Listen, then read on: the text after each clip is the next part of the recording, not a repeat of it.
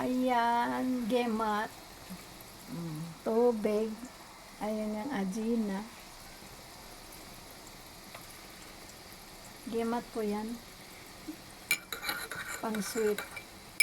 Mahina ang apoy pagka nagawa ng bilog.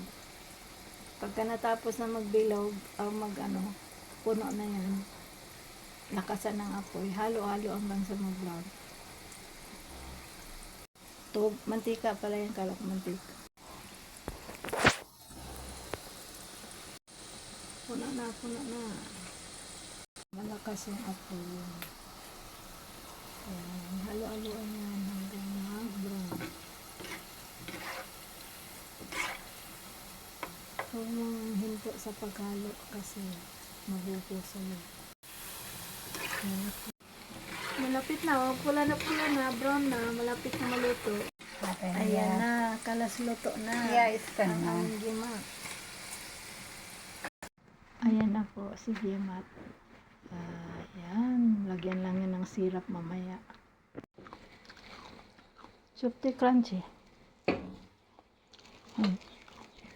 Crunchy.